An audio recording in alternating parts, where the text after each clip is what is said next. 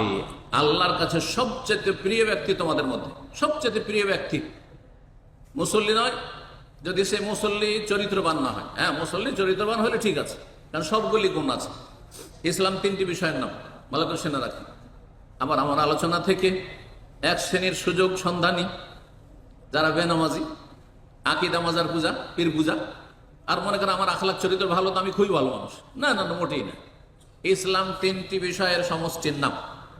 একটা হচ্ছে সহি আকিদা, ধর্মীয় বিশ্বাস।